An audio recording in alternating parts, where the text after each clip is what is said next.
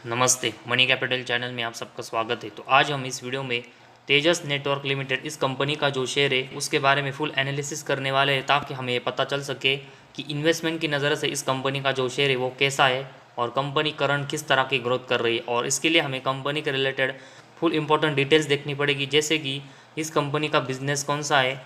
Company के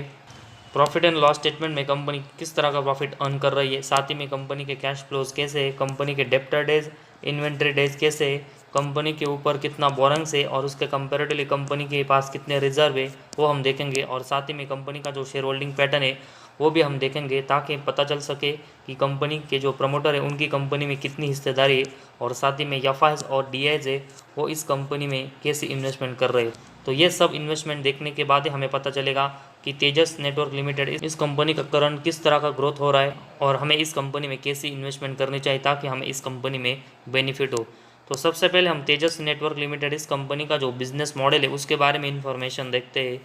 तो तेजस network ये कंपनी एक global research development telecom equipment company है जिसका हेडक्वार्टर्स इंडिया में है, और साथ ही में ये कंपनी हाई परफॉर्मेंस ऑप्टिकल और साथ ही में डाटा नेटवर्किंग प्रोडक्ट से में भी काम करती है। और ये प्रोडक्ट का जो यूज़ है वो हमें मेनली यूटिलिटीज़, तो टेलीकॉम सर्विस प्रोवाइडर ये कंपनी है, साथ ही में गवर्नमेंट और डिफेंस सेक्टर में भी हमें ये कंपनी अपना नेटवर्क प्रोवाइड करते हुए देखने को मिली। तो ओवरऑल वेरियस सेगमेंट में कंपनी अपना जो टेलीकॉम इक्विपमेंट से रिलेटेड जो प्रोडक्ट्स है वो प्रोवाइड करती है, और इसी वजह से इस कंपनी का जो बिज़नेस है वो हमें अच्छा देखने को मिला है। और साथ ही में तेजस नेटवर्क कंपनी के बारे में अगर हम इन्फॉर्मेशन देखेंगे तो ये कंपनी टाटा ग्रुप का एक यहाँ पर पार्ट है, जिस रीज़न की वजह से इस कंपनी का जो मैनेजमेंट है उसके ऊपर हमें बहुत ही अच्छा ट्रस्ट आता है, और इसी वजह से हम टाटा ग्रुप से रिलेटेड इस कंपनी में इन्वेस्टमेंट के बारे में सोच सकते हैं। लेकिन सिर्फ कंपनी का अभी हमने बिजनेस देखा है, कंपनी के फंडामेंटल में कंपनी कैसा परफॉर्मेंस कर रही है वो भी हमें देखना पड़ेगा। और इसके लिए सबसे पहले हम कंपनी का प्रॉफिट एंड लॉस स्टेटमेंट देखेंगे, और इसमें पिछले 6 सालों का कंपनी का जो डाटा है उसके ऊपर हम नज़र डालने वाले, जिसमें सबसे पहले हम कंपनी का सेल्स देखेंगे जो कि मार्च 18 में 750 करोड़ का था, जो कि इसके अगले साल ये बढ़कर 900 करोड़ का हुआ। लेकिन इसके अगले साल फिर से ये गिरकर 391 करोड़, इसके अगले साल फिर से बढ़कर 501 करोड़, इसके अगले साल ये बढ़कर 551 करोड़, और ट्रेलिंग 12 मंथ्स में 747 करोड़ का रहा है। तो ऐसे में मार्च 18 से लेकर ट्रेलिंग 12 मंथ्स तक देखेंगे तो कंपनी का जो सेल्स है वो पहले 2 साल बढ़ा है, इसके बाद फिर से ये कम हुआ है, और उसके बाद हमें फिर से ये बढ़ते हुए देखने को मिला है। तो इस कंपनी का जो सेल्स है वो कंसिस्टेंट हमें बहुत ही ऊपर नीचे होते हुए देखने को मिला है, जिस रीज़न की वजह से प्रॉफिट एंड लॉस स्टेटमेंट में सभी सेगमेंट में हमें कंपनी के परफॉर्मेंस बहुत ही वोलाटाइल यहाँ पर होते हुए देखने को मिल सकते हैं। तो कंपनी का जो सेल्स है वो बहुत ही वोलाटाइल नज़र आ रहा है, और इस सेल्स के कंपेरेटिवली अगर हम कंपनी का एक्सपेंस देखेंगे तो मार्च 18 और 19 में कंपनी का जो सेल्स है वो एक्सपेंस के कंपेरेटिवली ज़्यादा हुआ था, जिस रीज़न की वजह से इन 2 सालों में कंपनी का ऑपरेटिंग प्रॉफिट कंपनी ने प्लस में जनरेट किया था, और इसके बाद अगले साल कंपनी का एक्सपेंस सेल्स के कंपेरेटिवली बढ़ा, जिस रीज़न की वजह से ऑपरेटिंग प्रॉफिट कंपनी का लॉस में गया। इसके बाद फिर से कंपनी का ऑपरेटिंग प्रॉफिट प्लस में आया, और उसके बाद फिर से अगले 2 सालों में कंपनी का जो ऑपरेटिंग प्रॉफिट है वो हमें लॉस में देखने को मिला है। तो इस कंपनी का जो सेल्स है वो हमें बहुत ही वोलाटाइल देखने को मिला है। उसके कंपेरेटिवली पिछले कुछ सालों में कंपनी का एक्सपेंस बढ़ा है, जिस रीज़न की वजह से पिछले 4 सालों में अगर हम देखेंगे तो 3 साल कंपनी का ऑपरेटिंग प्रॉफिट है वो लॉस में गया है। तो पहले 2 साल कंपनी का ऑपरेटिंग प्रॉफिट प्लस में था, इसके अगले साल लॉस में गया, इसके अगले साल फिर से प्लस में आया, और इसके अगले साल हमें फिर से लॉस में जाते हुए देखने को मिला। तो ओवरऑल सेल्स की तरह ही कंपनी का ऑपरेटिंग प्रॉफिट है वो भी हमें बहुत ही वोलाटाइल देखने को मिला। और उसके बाद ऑपरेटिंग प्रॉफिट मार्जिन कंपनी का देखेंगे जो कि मार्च 18 में 20% था, जो कि इसके अगले साल प्लस 22% का देखने को मिला, लेकिन इसके अगले साल माइनस 22% का हुआ, इसके अगले साल फिर से ये प्लस में आया, और अभी पिछले 2 सालों में ये फिर से लॉस में गया है। तो ऑपरेटिंग प्रॉफिट की तरह ऑपरेटिंग प्रॉफिट मार्जिन कंपनी का वो भी हमें बहुत ही वोलाटाइल देखने को मिला है। तो इसी वजह से कंपनी को अपने जो सेल्स की ग्रोथ है वो यहाँ पर स्टेबल करके बढ़ानी पड़ेगी। और इसके बाद कंपनी का अगर हम नेट प्रॉफिट देखेंगे जो कि मार्च 18 में 107 करोड़ का था, जो कि इसके अगले साल ये बढ़कर 147 करोड़ का ज़रूर हुआ, लेकिन इसके अगले साल कंपनी लॉस में गई। इसके अगले साल फिर से कंपनी का नेट प्रॉफिट प्लस में आया, और पिछले 2 सालों में कंपनी का नेट प्रॉफिट है वो फिर से लॉस में गया। तो कंपनी का नेट प्रॉफिट का परफॉर्मेंस है वो भी हमें कंपनी के ऑपरेटिंग प्रॉफिट और ऑपरेटिंग प्रॉफिट मार्जिन की तरह कंसिस्टेंट प्लस और माइनस में जाते हुए देखने को मिला है। और साथ ही में कंपनी का अगर हम अर्निंग पर शेयर भी देखेंगे तो ये भी हमें प्लस माइनस फिर से प्लस और फिर से माइनस में जाते हुए देखने को मिला है। तो कंपनी का अर्निंग पर शेयर का परफॉर्मेंस है वो भी कंटिन्यूस प्लस और माइनस में देखने को मिला है। तो जिस तरह कंपनी का सेल्स कंसिस्टेंट प्लस और माइनस में जा रहा है और इसी वोलाटाइल परफॉर्मेंस की वजह से कंपनी का operating profit margin, net profit और अर्निंग पर शेयर, इसमें सभी सेगमेंट में कंपनी के जो परफॉर्मेंस है वो कंसिस्टेंट प्लस और माइनस में जा रहा है। जिस रीज़न की वजह से अगर हम कंपनी का पिछले कुछ दिनों से अगर हम शेयर का चार्ट देखेंगे तो ये भी इस परफॉर्मेंस की वजह से हमें बहुत ही वोलाटाइल होते हुए देखने को मिला है। तो बहुत ही वोलाटाइल कंपनी का परफॉर्मेंस है, जो कि इस रीज़न की वजह से अभी किसी भी प्राइस पर हम इस कंपनी के शेयर को बाय नहीं कर सकते। ओवरऑल कंपनी का जो प्रॉफिट एंड लॉस स्टेटमेंट है उसमें सभी सेगमेंट में अगर हम कंपनी के परफॉर्मेंस है वो देखेंगे तो बहुत ही वोलाटाइल देखने को मिले, जिस रीज़न की वजह से कंपनी में किसी भी प्राइस पर हम ब्लाइंडली इन्वेस्टमेंट नहीं कर सकते। इसी वजह से थोड़ा सा करेक्शन में कंपनी का शेयर आता है तभी इन्वेस्टमेंट करना इस कंपनी में सही होगा। और उसके बाद कंपनी की बैलेंस शीट के बारे में अगर हम इंफॉर्मेशन देखेंगे तो कंपनी के पास अभी सितंबर 22 में लगभग 2500 करोड़ के रिजर्व है। और इस रिजर्व के कंपेरेटिवली अगर हम कंपनी के ऊपर बोरेंग्स देखेंगे तो 57 करोड़ का बोरेंग्स है।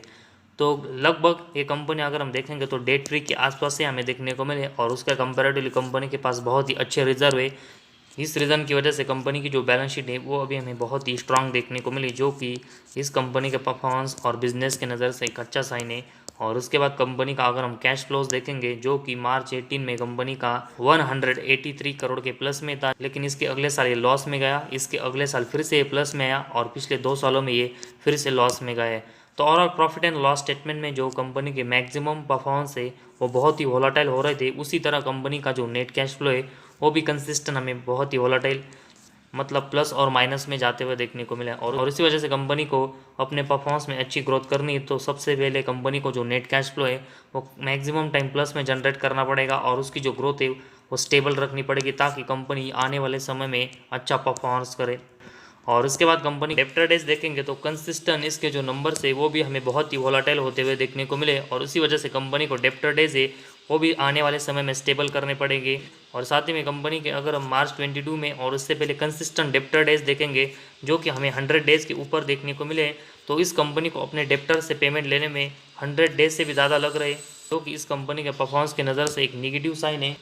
तो इस कंपनी के इन्वेंट्री डेज भी अगर हम देखेंगे तो ये भी कंसिस्टेंट कम और ज़्यादा हमें होते हुए देखने को मिले, तो इसमें भी कंपनी बहुत ही वोलाटाइल परफॉर्मेंस हमें करते हुए देखने को मिली। तो पिछले 5 सालों में कंपनी के अगर हम इन्वेंट्रीज देखेंगे तो मैक्सिमम टाइम 100 डेज़ के ऊपर हमें देखने को मिले और इसी वजह से कंपनी को अपने जो इन्वेंट्रीज है वो बेचने में मैक्सिमम टाइम 100 डेज से भी ज़्यादा लग रहा है, जो कि इस कंपनी के बिजनेस के लिए ये भी बहुत ही नेगेटिव साइन है। तो डेप्टर डेज और इन्वेंट्री डेज दोनों कंपनी को कम करने पड़ेंगे ताकि कंपनी की अपने बिजनेस में एक बहुत ही अच्छी ग्रोथ हो। और इसके बाद कंपनी का हम शेयर होल्डिंग पैटर्न देखते हैं जिसमें कंपनी के प्रमोटर के पास फरवरी 2022 में लगभग 56.38% की हिस्सेदारी है। और इस कंपनी के अगर हम प्रमोटर देखेंगे तो पेंटागन फाइनेंस लिमिटेड है, जो कि टाटा सन्स की एक सब्सिडरी कंपनी है। तो इस वजह से टाटा ग्रुप की इस कंपनी में लगभग 56% से भी ज़्यादा की हिस्सेदारी, जो कि इस कंपनी के बहुत ही स्ट्रांग पॉइंट हमें देखने को मिला है। इसके बाद एफ की इन्वेस्टमेंट इस कंपनी में देखेंगे तो 10.18% की है, डी की इन्वेस्टमेंट 3.81% और पब्लिक की 29.61% की हिस्सेदारी है। तो ओवरऑल तेजस नेटवर्क लिमिटेड इस कंपनी के बारे में देखेंगे तो कंपनी टेलीकम्युनिकेशन सेक्टर में काम करती है और साथ ही में कंपनी के जो प्रमोटर है वो टाटा ग्रुप है, जो कि इस कंपनी के बिजनेस के नज़र से एक बहुत ही स्ट्रांग पॉइंट है। लेकिन इस कंपनी के जो अभी भी फंडामेंटल है वो बहुत ही वोलाटाइल हमें देखने को मिले, जिसमें मैक्सिमम सेगमेंट में कंपनी के परफॉर्मेंस है वो कंसिस्टेंट प्लस और माइनस में जा रहा है, जिस रीज़न की वजह से कंपनी का जो शेयर है वो भी हमें पिछले कुछ समय से कंसिस्टेंट बहुत ही ऊपर नीचे होते हुए देखने को मिला है। और इसी वजह से अगर हम पिछले कुछ समय से देखेंगे तो एफ और डी है वो इस कंपनी में अपनी जो इन्वेस्टमेंट है वो कंसिस्टेंट हमें कम या ज़्यादा करते हुए देखने को मिले, जो कि हम यहाँ से देख सकते हैं कि पहले 14% की थी, इसके बाद 10% की कम की, इसके बाद फिर से बढ़ाकर 11% से ज़्यादा हुई और उसके बाद फिर से कम होकर 10% की हुई। और साथ ही में डी की इन्वेस्टमेंट भी इस कंपनी में देखेंगे तो पहले 5% थी, इसके बाद फिर से कम होकर 3% के आसपास हमें देखने को मिली, इसके बाद फिर से 4% से ज़्यादा की और उसके बाद फिर से कम कर 4% से कम हुई। तो ऐसे में कंपनी का जो शेयर कंसिस्टेंट हमें बहुत ही ऊपर नीचे होते हुए देखने को मिला और उसी वजह से गिरावट में एफ और डी ने इन्वेस्टमेंट की और उसके बाद कंपनी का शेयर में एक अच्छा प्रॉफिट होने के बाद प्रॉफिट बुकिंग भी हमें करते हुए देखने को मिले। और इसी वजह से अगर हमें तेजस नेटवर्क लिमिटेड इस कंपनी में इन्वेस्टमेंट करनी है तो हमें याफाज और डीएस का इस कंपनी में जो इन्वेस्टमेंट करने की स्ट्रैटेजी है वो अपनानी चाहिए, तभी हमें इस कंपनी में अच्छा बेनिफिट होगा। तो फिलहाल ज़्यादा इन्वेस्टमेंट इस कंपनी में अभी भी हमें नहीं करनी चाहिए। जिस तरह कंपनी का परफॉर्मेंस है वो हमें बहुत ही प्लस और माइनस में जाते हुए देखने को मिले। तो इसी वजह से जो भी हमें इन्वेस्टमेंट इस कंपनी में करनी है वो कम करनी है, और उसमें भी हमें करेक्शन में इस कंपनी में यहाँ पर इन्वेस्टमेंट करनी है जिस तरह याफाज और डीएस ने इस कंपनी में की है। तो फिलहाल टाटा ग्रुप ने अभी 1-2 साल पहले इस कंपनी का मैनेजमेंट है वो हाथ में ले, और उसी वजह से हमें आने वाले कुछ समय में इस कंपनी को थोड़ा वक्त देना पड़ेगा कि टाटा ग्रुप के मैनेजमेंट में आने के बाद इस कंपनी के परफॉर्मेंस में किस तरह की ग्रोथ होती है। तो फिलहाल इस कंपनी में हमें एक छोटी सी इन्वेस्टमेंट से स्टार्टिंग करनी है, और आने वाले दिनों में कंपनी के परफॉर्मेंस में कंपनी का मैनेजमेंट किस तरह का इम्प्रूवमेंट करता है उसके बाद ही हमें डिसाइड करेंगे कि इस कंपनी में हमें इन्वेस्टमेंट है वो बढ़ानी है या फिर नहीं।